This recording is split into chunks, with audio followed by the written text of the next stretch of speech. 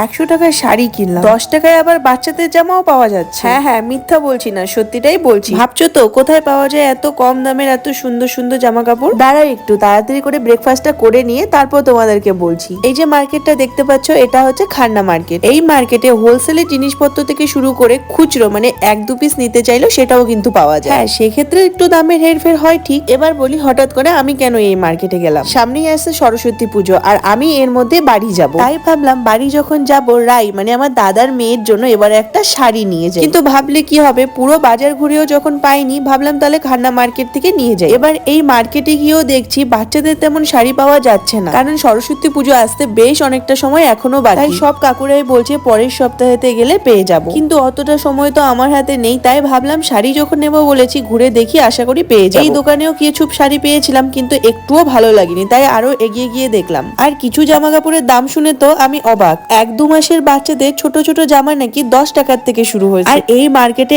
এত জিনিস, কোনটা ছেড়ে কোনটা নেবো এমন একটা ব্যাপার আমার চলে আসে। পুরোটা মার্কেট প্রায় ঘোরার পর এক কাকা বললো অপোজিট সাইডে একটা দোকানে পেতে পারো। সেখানে গিয়ে দেখি সত্যি বাচ্চাদের শাড়ি ছাড়া আর কিছুই নেই, কোনটা ছেড়ে কোনটা নেবো এমন। এইখানে এতগুলো শাড়ি দেখার পরে আমি কোনটা শাড়ি নিয়েছি সেটা বাড়ি গিয়ে তোমাদেরকে দেখাবো। আর এই শাড়িটার দাম চেয়েছিল 250 টাকা। আর এই মার্কেটে গিয়ে যদি দামাদামি না করো তাহলে কিন্তু ঠকে যাও। আমি দামাদামি করে এনেছিলাম 150 টাকা দিয়ে। আর সেখানে অনেকগুলো রং থাকলেও আমি আমার লাল টুকটুকে রায়ের জন্য এই লাল কালারটাই এনেছি। এখানেই শেষ নেই, সঙ্গে ছিল সায়া আর ব্লাউজ। এগুলো দেখে এত কিউট লাগছিল। তো চলো আজকের মিনি ব্লগটা এখানেই শেষ করি, টাটা।